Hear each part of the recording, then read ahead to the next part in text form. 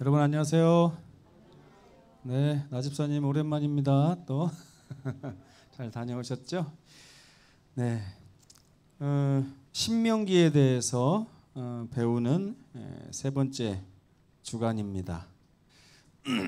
이번 주에는 언약과 복음이라고 하는 주제를 가지고 할 건데요. 원래 총 제목은 영원한 언약이죠.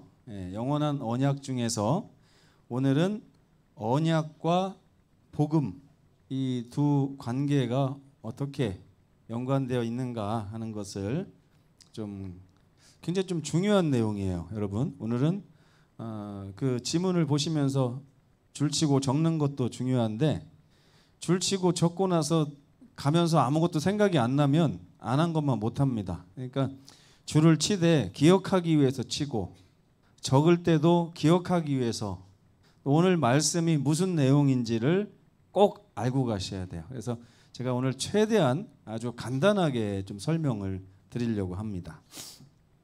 창세기 17장 7절 기억절 말씀을 다 함께 읽겠습니다. 시작. 내가 내 언약을 나와 너 및 내 대대 후손 사이에 세워서 영원한 언약을 삼고 너와 내 후손의 하나님이 되리라. 창세기 17장 7절. 자, 이 말씀을 볼 때 하나님께서 말씀하신 거죠. 네, 목적이 뭐예요? 지금 뭐 하시겠다고 하는 거예요? 한번 좀 살펴보세요. 네, 하나님이 한마디로 하나님이 뭐 하시겠다? 네? 어떻게 하겠다고요? 언약을 세우겠다? 아니에요. 예, 나는 언약을 세울 건데 그 언약을 세우는 이유가 니네 하나님 되고 싶어서 그러는 거야. 예, 이거예요. 너네도 언약을 받아들이면 나의 백성이 되는 거야. 예. 참 이게 보통 일이 아닙니다. 예를 들면 이런 거예요.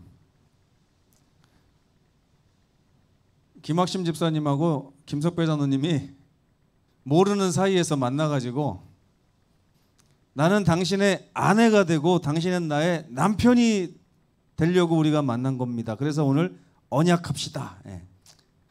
언약을 하고 안 하고가 무슨 차이가 있나요? 엄청난 차이가 있죠.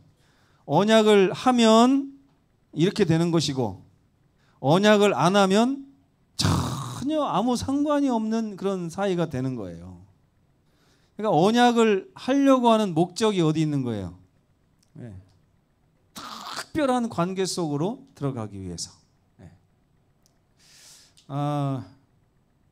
우리 교회를 옮기고 이제 건축원금을 막 이렇게 모집할 때 어느 분이 우리 교회 오셔가지고 좀 좋았던지 간판을 3천만 원어치를 해주겠다고 약속하신 분이 있었어요. 제가 그거를 어느 정도 믿었을까요? 네? 제가 어느 정도 믿었을까요? 그리고 결과적으로 그분이 사정이 생겨가지고 뭐 처음부터 거짓말할 생각으로 한 건 아니고 사정이 생겨가지고 우리가 또 건축하는 기간이 너무 길다 보니까 이제 타이밍이 안 맞았어요. 그래서 이렇게 못 지키셨어요. 거기에 대해서 제가 전화해가지고 아니 집사님 약속을 했으면 지켜야 될 거 아닙니까? 이러면서 제가 따지려고 하니까 애매하더라고요. 만약에 강두철 집사님이 그랬으면 제가 쫓아가가지고 집사님 어떻게 된 거냐고 이게 예? 간판을 해준다고 약속한 게 나한테 약속한 겁니까? 하나님한테 한 거지? 약속했으면 하시라고 이렇게 하면서 막 할 때 강 집사님 같으면은 어떤 반응을 하겠어요? 예? 내가 해야죠 이렇게 해가지고 제가 퇴근을 할 수 있는 사이에서 약속은 유효해집니다. 근데 그분한테 이렇게 했다가는 아, 목사님 그거 안 할 수도 있는 거지 이렇게 하면서 나오면 방법이 없어요. 그러니까 여러분, 언약이라고 하는 것은, 약속이라고 하는 것은 항상 뭐와 연관이 있냐면 관계하고 굉장히 큰 약속이 있습니다. 연관이 있습니다. 관계 없는 사람이 지나가다가 뭘 약속해도 줘도 그만, 안 줘도 그만, 반신반의하게 됩니다. 근데 관계를 아주 끈끈하게 맺은 사이에서 한 약속은 이게 보통 약속이 아니에요. 그러니까 하나님께서 우리에게 한 약속을 그냥 지나가던 어떤 부자가 아유 너 불쌍하다, 내가 널 구원해 줄게, 이런 그냥 복음으로 받아들이면 그 복음의 가치가 쭉 떨어지는 거예요. 그렇죠? 그런데 아버지가 내 형편을 보면서 내가 죽게 되었을 때 아버지가 와서 아이고 이게 무슨 일이냐, 내가 어떤 일이 있어도 너를 살릴 테니 조금만 참고 기다려라 하고 가시면 그 아버지를 목 놓아서 기다리는 거예요. 언약을. 그러니까 가만히 보니까 우리가 왜 믿음이 없나, 하나님께서 말씀하신 약속이 있고 복음을 우리가 다 받았는데 왜 우리가 믿음이 없나를 생각해 보니까 이 관계의 질이 차이 나는 거예요. 관계의 질이. 어떤 분은 복음을 믿을 때 지나가던 어떤 시장님이 그냥 나에게 한 소리로 이렇게 들어요. 그럼 시장님이 나에게 선물을 주는 것도 시장님 마음, 안 준다고 해도 내가 뭐라고 할 수 없는 그런 상태. 이런 상태에서 신앙을 하다 보니까 자꾸 우리가 그 시장님이 주신 약속에 대해서 반신반의하게 돼 있어요. 확신이 없어요. 확신이. 그렇잖아요. 그죠? 그 얘기를 지금 하려고 하는 것입니다. 성경은 복음을 가지고 있어요. 이 복음은 우리에게 있어서 복된 소식이고 기쁜 소식입니다. 아마 우리가 이 복음의 질을 실제로 삶 가운데서 안다면, 제가 복음 그러면 여러분들 표정이 확 밝아질 거예요. 제가 해봤어요. 재작년에. 어떻게 해봤는지 아세요? 여러분 한번 둘러보세요. 하나님이 주신 성전이 어떻습니까? 그랬더니 한 분도 빠짐없이 표정이 확 밝아지더라고요. 그건 뭐예요? 새 성전을 하나님이 주신 것에 대해서 벌써 마음에 깊은 감동이 있고 체험적으로 뭔가 그게 어떤 기분인지를 다, 그래가지고 그 당시에 또 한 가지, 왜 좋으면 혼자만 좋으면 되는데 문장로님도 막 웃으면서 이렇게 쳐다보고 이규길 장로님도 그때 탁 앉으더니 제 성전이 어떻습니까? 그랬더니 혼자만 좋아하시면 되는데 옆 사람은 어떻게 하고 있나? 저 사람도 나랑 같은 생각인가? 이러면서 그 생각이 막 공유가 되면서 서로 표정을 얼굴을 이렇게 마주 보면서 야, 저 사람과 내가 같은 걸 가지고 기뻐하고 있구나 하는 그 생각 때문에 기쁨이 더 커지더라고요. 그런데 성경이 복음에 대해서 얘기합니다. 이렇게 하면 여러분들 그냥 끄덕끄덕 아무도 야 복음 이렇게 하면서 그만큼 우리가 복음하고 멀리 떨어져서 살고 있는 것 같다는 생각이 들어요. 그런데 성경은 이 복음을 어떤 복음이라고 했냐면 영원한 복음이라고 했어요. 영원한 복음. 이게 무슨 뜻이냐? 항상 존재했었다는 거예요. 그러면 이 영원한 복음은 언제 생겼을까요? 언제? 네? 언제 생겼을까요? 언제부터 언제까지의 복음이에요? 그게 없어요. 사람이 창조되기 이전부터도 있었던 복음, 지구가 멸망하고 앞으로 수억 년이 지나도 여전히 있을 복음, 지구의 역사가 45만 년이라고 하는 분들이 있는데 45만 년 전에도 있었던 복음, 이게 영원한 복음이에요. 그러니까 영원한 복음은 사람이 타락하고 나서 생긴 복음이 아니라는 것을 여러분 성경을 통해서 아실 수 있어요. 계시록 14장 6절에 보면 천사가 세 천사 중에 첫 번째 천사가 날아가는데 각 민족과 종족과 방언과 백성에게 전할 한시적인 복음이라고요? 아니면 영원한 복음이라고요? 영원한 복음. 그러니까 영원한 복음은 알아둘 필요가 있어요. 왜? 언제 어디서라도 늘 필요한 복된 소식이기 때문에 그렇습니다. 그 복된 소식이 뭐냐면 하늘과 땅과 바다와 물들의 근원을 만드신 이를 경배하라 하더라. 우리 하나님이 피조물들에게 어떤 존재인지 아느냐라고 하는 게 복음이에요. 그러니까 하나님이 어떤 분이라고 하는 것이 복음이라는 것입니다. 하나님이. 그리고 이것은 영원 전부터 예수 그리스도 안에서 항상 모든 피조물들에게 약속되어져 있는 그 언약, 복음이라고 하는 사실을 디도서에도 기록을 하고 있습니다. 근데 이 복음의 본질이 뭐냐? 이걸 좀 생각해 볼 수가 있어요. 근데 복음은 아까 처음에 제가 설명드렸다시피 복된 소식입니다. 복된 소식. 여러분이 그동안 살면서 접했던 복된 소식 어떤 것들이 있어요? 어떤 복된 소식이 있습니까? 어떤 게 복된 소식이에요? 좋은 일 한 번도 없으셨나요? 어떤 좋은 일이 있으셨나요? 누구에게 소식을 딱 들었을 때. 김복순 집사님, 우리나라가 해방됐다는 소식 들으셨죠? 그때 느낌이 어떠셨어요?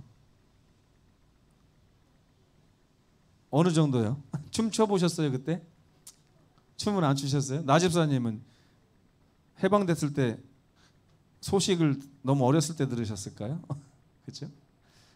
그때 사진 보니까 요만한 아이들이 태극기 들고 막 뛰어다니는 그런 사진이 있더라고요. 기록 사진 중에서. 아이들조차도 그 소식이.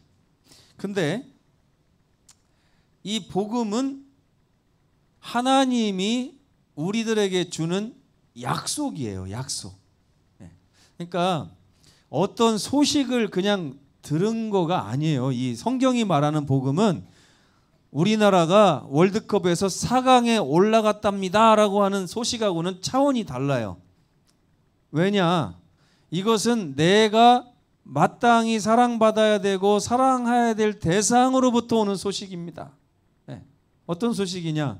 사우디아라비아에 돈 벌러 갔던 우리 장로님이 계셨었어요. 얼굴이 약간 곰보병에 걸려가지고 그런 분이 있었는데 그분이 사우디아라비아에 가서 1년 반 동안 집을 한 번도 안 오고 돈을 막 붙여왔어요. 근데 좀 안타깝게도 그 돈을 가지고 그 부인이 이제 바람이 나가지고 나중에는 문제가 생겼는데 그 집 아들하고 저희하고 한두 살밖에 차이 안 나는 또래였는데 어느 날 이 형이 오더니 야 하면서 막 엄청 뭔가를 이렇게 자랑하려고 막 그래. 내가 엄청난 소식을 알려줄게 막 이러는 거예요. 그래서 왜 그래? 굿을 좀 많이 땄어? 건넌 마을 가서? 막 이렇게 물어봤죠. 굿을 땄는 줄 알고.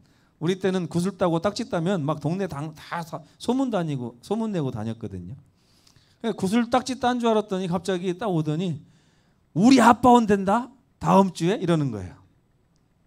그래서 제가 뭐랄게요? 그게 뭐 어떻다고? 그 형에게는 엄청난 소식이에요. 복된 소식. 그렇죠?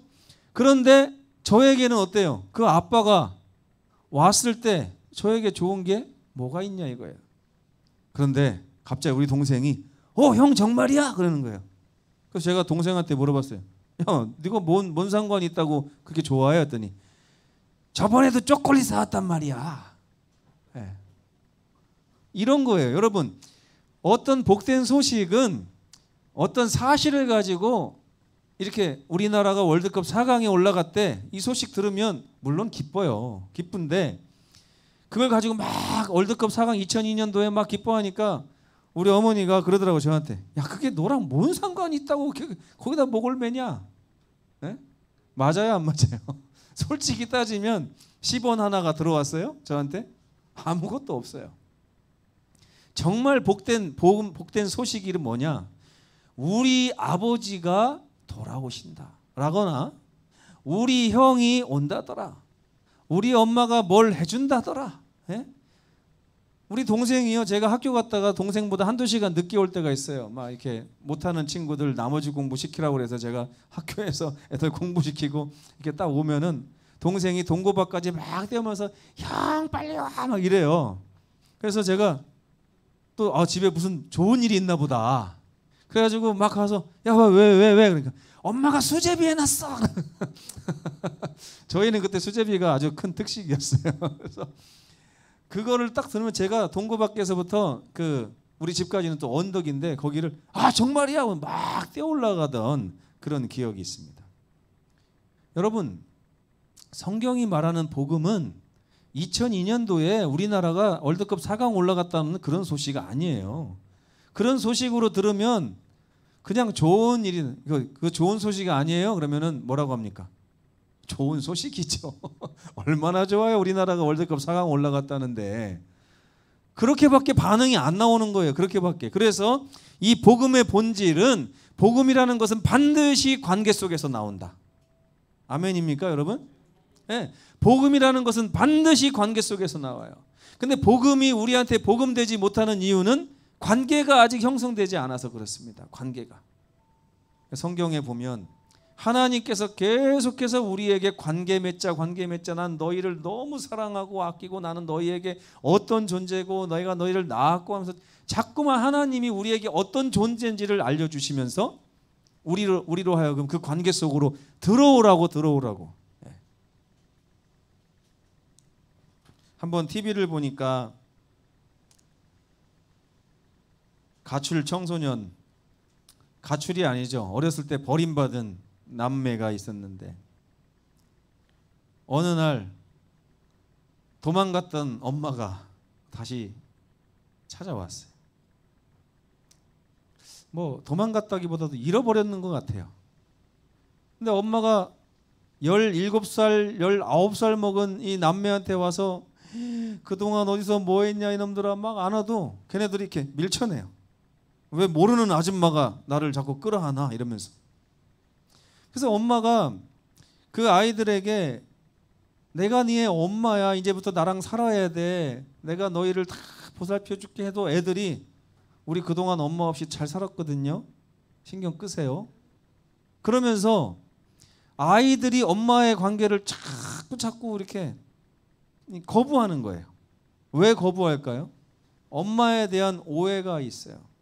첫째, 아줌마가 우리 엄마라고 하는 증거가 어디 있냐는 거예요. 그 둘째가 하는 말이, 아줌마가 우리 엄마라고 하는 증거가 어디 있어요? 우리는 어렸을 때 엄마 사진도 없고 엄마 이름도 모르고 엄마랑 같이 찍은 사진이며 기억이 하나도 없는데 도대체 아줌마가 우리 엄마라고 하는 증거가 어디 있습니까? 그러니까 엄마는 끊임없이 자식과의 관계를 이렇게 원하는데 자식이 그 엄마와의 관계를 맺는데 너무 장애물이 많은 것입니다. 우리가 지금 그런 상황이에요. 우리가 엄마는 자식에 대한 애타는 마음이 있는데 자식은 엄마에 대한 그리움이라든지 애타는 마음이 요만큼도 없이 살고 있었던 거예요. 그러니까 이게 엄마한테 이게 큰 문제입니까? 아닙니까? 엄청나게 큰 문제예요. 엄청나게. 근데 자녀들은 그걸 몰라요. 엄마가 그동안 나를 버렸다고 생각하고 살고 도망갔다고 생각하고 살았을 거 아닙니까? 그러니까 이런 관계 속에 있는 것이 지금 하나님과 우리와의 그 사이예요. 사이.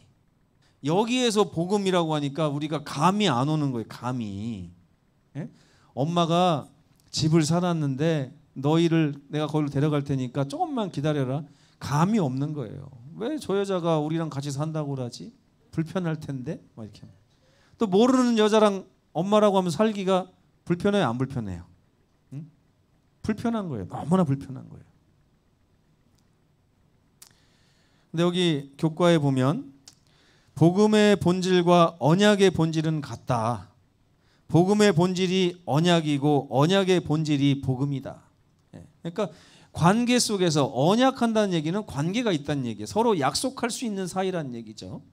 그래서 약속이 형성되기 위한 관계가 되지 않으면 그 약속은 우리에게 전혀 쓸모가 없는 약속이 되는 것입니다.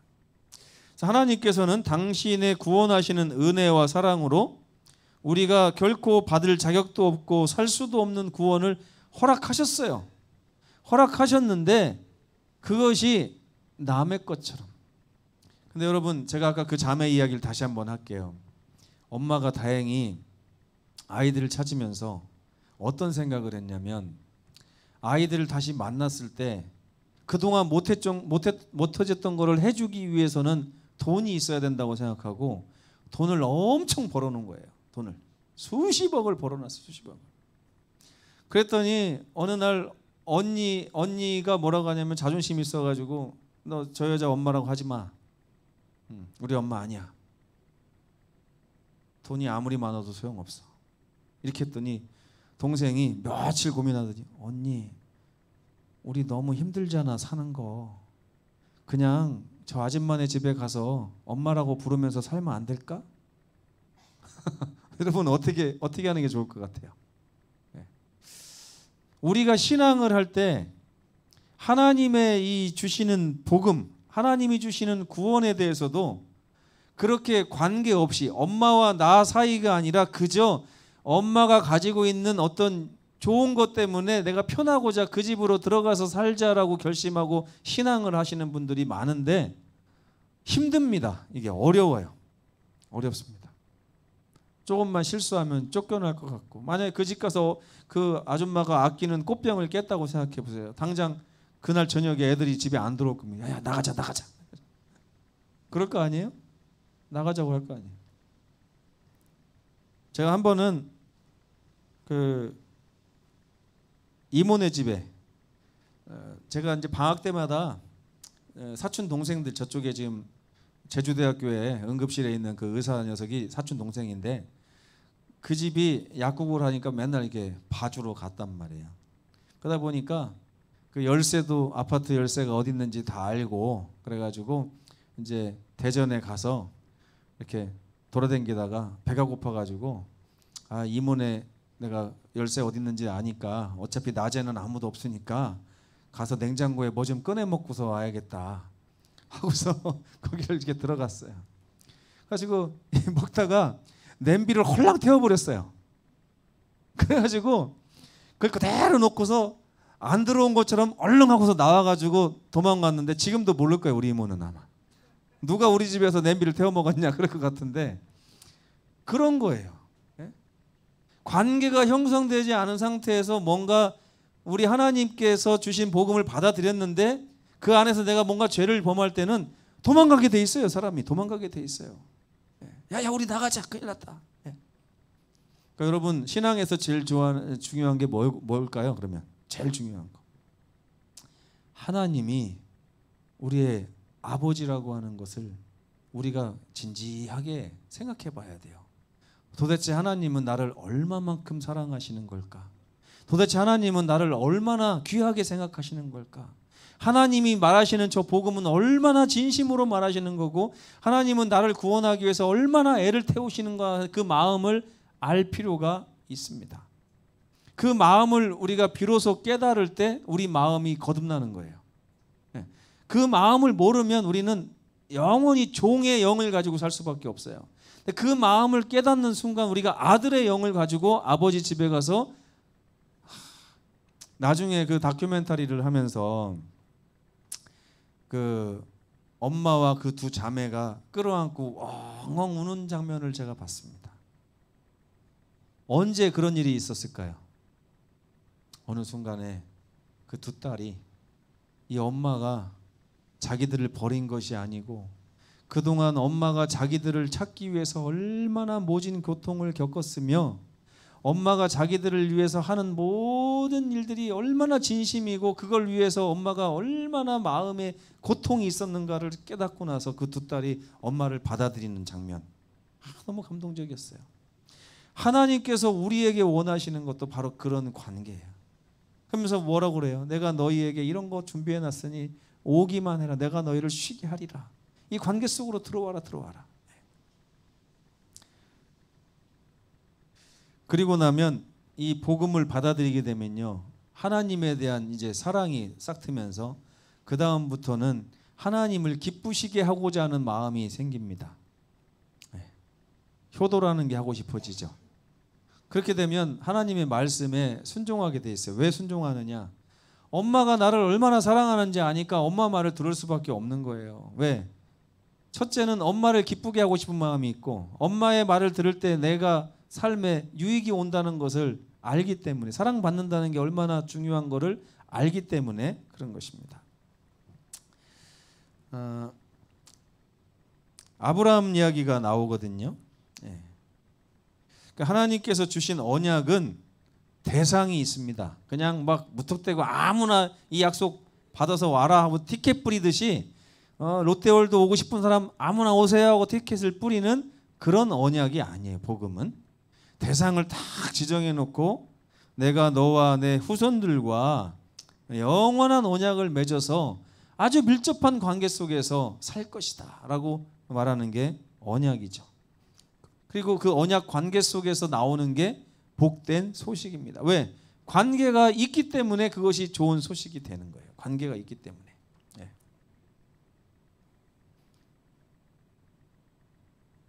여러분, 우리 김은영 사모가 복권에 당첨되면은 여러분 기뻐하시겠어요? 네, 저보다요? 누가 제일 기쁠까요? 네, 관계가 가까운 사람일수록 기쁩니다. 그렇죠? 관계가 가까운 사람일수록. 근데 만약에 관계가 멀잖아요. 복권에 당첨되는 게 좋은 겁니까? 안 좋은 겁니까? 안 좋죠, 당연히. 집사님이 당첨 안 되고 내가 됐는데 뭐가 좋아, 집사님이, 그죠? 네. 네. 근데 복권에 당첨된 사람이 나와 모르는 사람이다. 그러면 짜증이 나는 거예요. 이게 짜증이 나게 돼 있어요. 근데 내가 정말 가깝게 지내는 사람이 복권에 당첨되면 그게 누구 것처럼 느껴집니까? 내 것처럼 느껴지는 거예요. 그래서 저는 박 장로님은 그렇게 느꼈는데, 박 장로님이 복권에 당첨되자마자 갑자기 다른 교회 나간다고 그렇게 할 수도 있어요. 그렇죠? 왜냐하면 그 관계로 인해서 내가 손해볼 수 있다는 걸 얼른 캐치가 되니까 그런 거죠. 그래가지고 만약에 복권 때문에 막 싸움이 납니다. 복권에 누가 당첨됐더니 언니네 집에서도 왜 우리한테는 얼마 안 주나, 또 저쪽에 동생네 집에서도 왜 안 주나 이러면서 싸움이 나는 거예요. 그러니까 어떤 미국인 여성이 마지막에 자살을 하면서 유언을 남기기를, 복권에 당첨됨으로 내 인생은 망했다 이러면서 이렇게 자살을 메시지를 남긴 걸 제가 봤거든요. 아무튼 관계가 그렇게 중요한 것입니다. 만약에 옆집에서 차를 사면 기쁠 일이 아니지만 우리 집에서 차를 사면 기쁘잖아요. 마찬가지로 관계가 있으면 내가 아닌 다른 사람에게 어떤 좋은 일이 있어도 그게 다 나의 좋은 일이 됩니다. 근데 관계가 없으면 그 좋은 일이 안 좋은 일로 변해요. 짜증나고 화가 나고 답답하고 막 이런 것입니다. 하나님께서 아브라함을 이렇게 의롭다고 칭하셨는데 어떻게 해서 아브라함이 이런 믿음을 갖게 됐는가를 한번 생각해 보겠습니다. 아브라함은 하나님과의 깊은 관계 속에서 그분을 신뢰했어요. 여러분, 제가 이 말을 이렇게 읽으면서 이런 생각이 나요. 깊은 관계 속에서 신뢰하지 않는 경우도 있나요? 있어요? 남편과 아내가 아주 깊은 사랑을 나누는데 서로 못 믿어. 이런 경우 있어요? 왜 김학심 집사님 왜 끄덕끄덕하죠? 이해가 안 되네, 순간적으로. 아니, 엄청나게 깊은 관계를 가지고 둘이 하나처럼 사는데 서로 못 믿는다는 게 말이 되냐고요. 제가 예전에는 믿음에 대해서 아브라함이 대단하다 생각을 했어요. 성경에서도 자꾸 어떻게 칭찬을 해요? 아브라함이 믿음이 대단하다 이렇게 칭찬하잖아요. 근데 보니까 아브라함은 하나님과 밀접한 깊은 관계 속에서 있다 보니까 그냥 하나님이 말한 것을 깊이 신뢰한 거예요. 그러니까 하나님이 이걸 보면서 그것을 아브라함의 의로 여기신 거예요. 그러니까 믿음이든 복음이든 다 어디서 시작하고 어디서 끝나냐면 관계에서 시작하고 관계에서 끝나는 거예요. 제가 그동안에 어떤 기도를 많이 했냐면 하나님 저에게 믿음을 좀 주십시오. 믿음을. 근데 억지로 믿음이 생기는 게 아니더라고요. 억지로. 그냥 관계가 가까워지면 저절로 생기는 게 믿음인 거예요. 저절로 생기는 게. 아브라함의 의는 하나님과의 깊은 관계 속에서 파생된 결과물이다 하는 것을 이렇게 말씀드리고 싶었습니다. 아브라함의 믿음은 사실 대단한 게 아닙니다. 이거는 대단한 게 아니에요.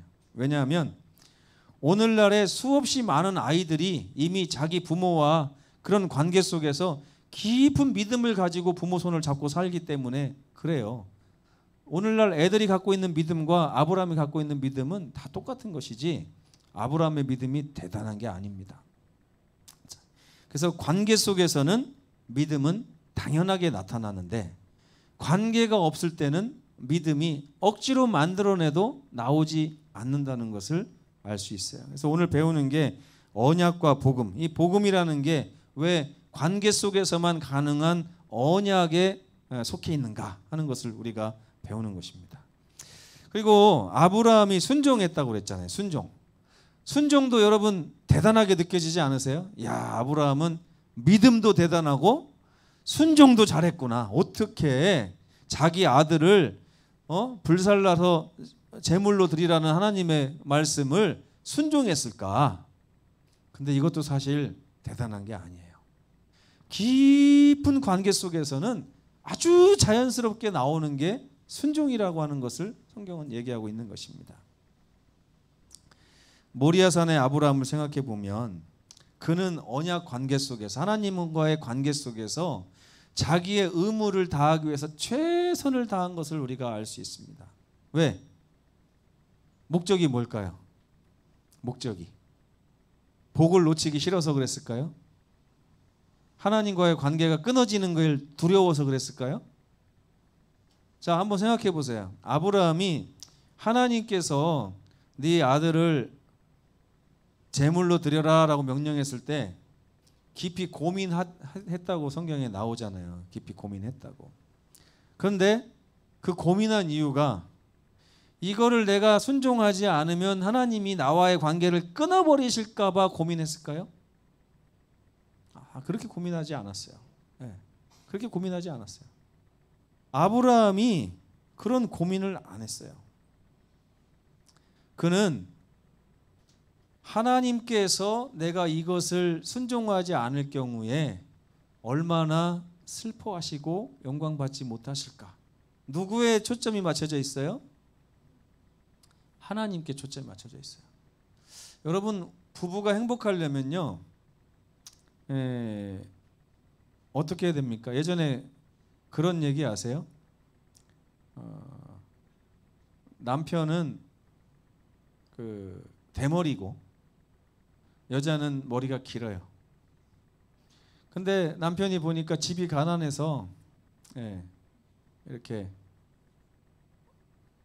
여자가 빚이 없다고 그럴까요? 빚이 없다고. 여자는 남편의 가발을 해주고 싶고 남편은 여자의 빚을 해주고 싶고 해가지고 서로 저녁 때 선물을 사갖고 딱 도착했더니 서로 필요 없는 상황이 됐다고 하는 얘기 들어보셨나요? 제가 자세히 기억이 안 나네요, 갑자기. 결국에는 상대방을 위해서 행동한 거잖아요, 둘 다. 그게 진정한 사랑이잖아요. 그러니까 아브라함도 이 말을 들었을 때 하나님을 생각하면서 순종 여부를 결정했던 거예요. 하나님을 생각하면서. 근데 여러분, 우리가 하나님의 계명을 순종하고 안식일을 지키고 헌금을 내고 할 때 그 주인공이 누굽니까? 하나님이에요? 아니면 나예요? 한번 생각해 보세요. 내가 열심히 교회 다니는 거 하나님 위해서 다녀요? 나를 위해서 다녀요? 내가 열심히 헌금 내는 거, 11금 구별하는 거 하나님을 위해서 그렇게 하는 거예요? 나를 위해서 그렇게 하는 거예요?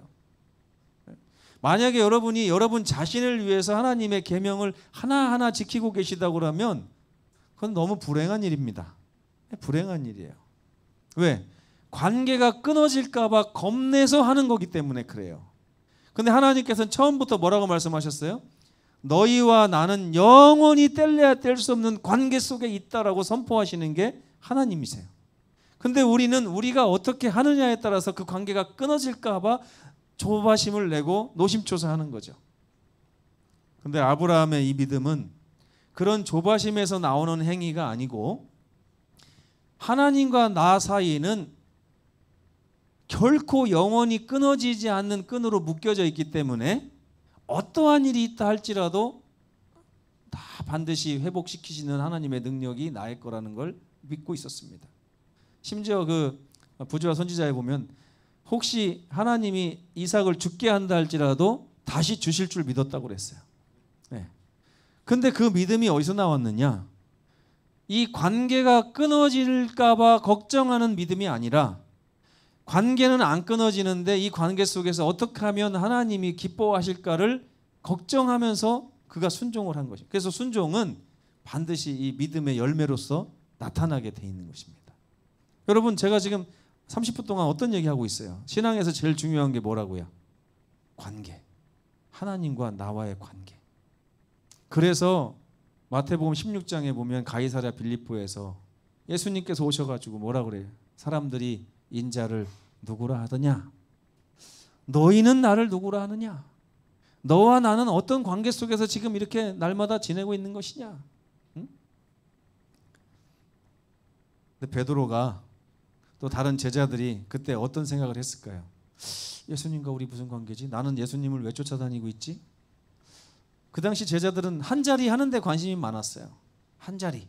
예수님이 왕이 되면 나는 가장 가까운 관계 속에서 한 자리 해야지. 근데 예수님께서 말씀하시는 관계는요, 처음부터 복음은 무슨 복음이라고 했어요? 처음에 영원한 복음이라고 했잖아요.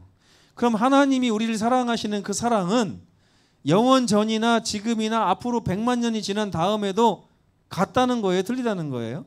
하나님은 변함이 없어요. 그러니까 그 변함없는 하나님이 나를 생각하시는 사랑을 믿으면 내가 하나님이 나를 더 사랑하도록 노력할 필요가 없어요. 그 사랑을 받아들이고 인정하기만 하고 거기서 나오는 나의 마음에서 우러나오는 순종을 하나님께 드리면 되는 것이죠.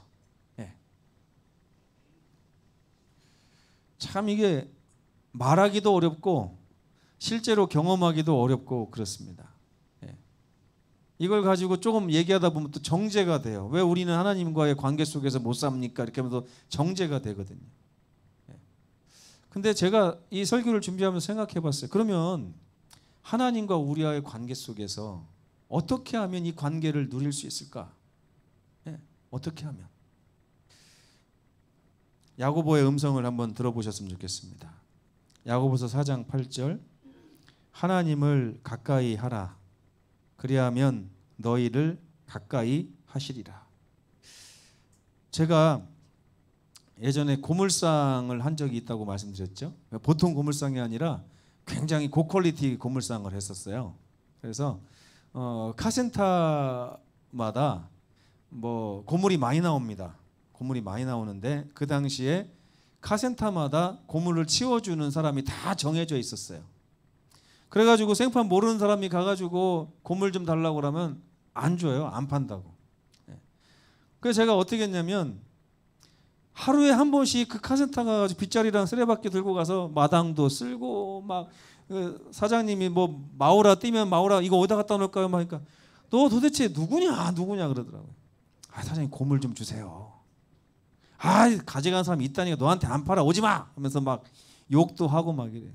그럼 다음날 또 가서 막 청소를 합니다. 청소를 하고 사장님이 막 힘들어하시면 아 물 좀 마시고 하십시오 이러면서 어떻게 했나 몰라 지금 생각해 보니까.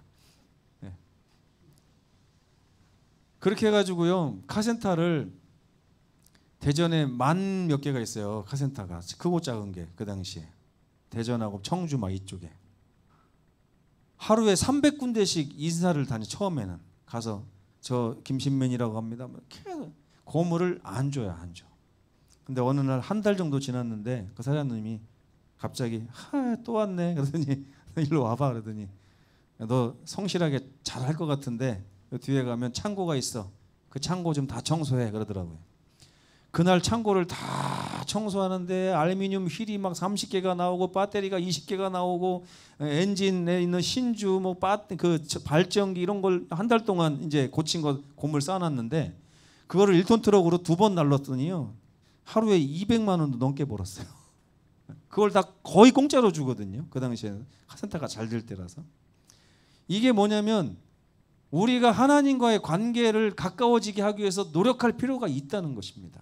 물론 하나님의 사랑을 그냥 받아들이면 되는데 우리가 연약하다 보니까 하나님의 사랑을 그냥 느끼질 못해요.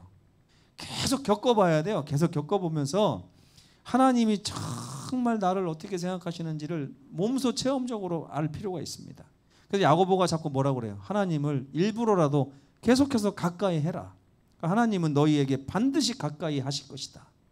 이렇게 해서 하나님과 뗄래야 뗄 수 없는 관계에 들어가게 되면 믿음도 저절로 나오고 순종도 저절로 나오고 그렇게 되는 것입니다. 이게 바로 복음과 언약과의 관계라는 거예요.